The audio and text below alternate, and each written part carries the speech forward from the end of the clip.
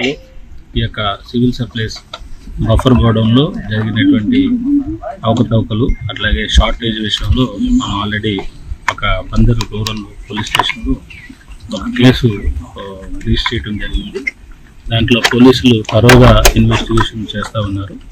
దానికి సంబంధించి ఆ బియ్యం షార్టేజ్ ఎలా వచ్చింది, అవి ఎక్కడికి వెళ్ళినాయి అనే దాని మీద కూడా విచారణ చేస్తూ ఉన్నాము.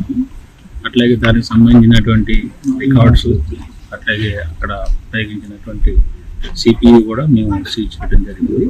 దాన్ని ఎఫ్ఎస్ఎల్కి పంపడం జరిగింది. అట్లాగే దీంట్లో ప్రాథమికంగా ఒక ఇద్దరు దాని మీద కంప్లైంట్ చేయడం జరిగింది. దాంట్లో ఒకరు ఇన్స్పెక్టర్ మేలు కూడా మూవ్ చేశారు. దానికి స్ట్రాంగ్గా మేము కౌంటర్ కూడా చేయడం జరిగింది. దీంట్లో రెండవ వ్యక్తి వచ్చేసి మానస తేజ, ఇతను ఆ యొక్క మేనేజర్గా ఉన్నాడు. సో అతను గాలింపు చర్యలు చేపడతా ఉన్నాము. సో ఇది త్వరితగతిన దీనికి ఇన్వెస్టిగేషన్ పూర్తి స్థాయిలో కంప్లీట్ చేసి దీన్ని ఒక కొలికి తీసుకురావడం జరుగుతుంది. దీంట్లో పోలీసులు చాలా క్విక్గా చాలా ఇచ్చిన మాకు కంప్లైంట్ రాగానే చాలా స్విఫ్ట్గా మేము దీంట్లో 3 పార్టీస్ని కూడా ఫామ్ చేసి దాన్ని పట్టుకోవడానికి ప్రయత్నాలు చేస్తూ ఉన్నాము.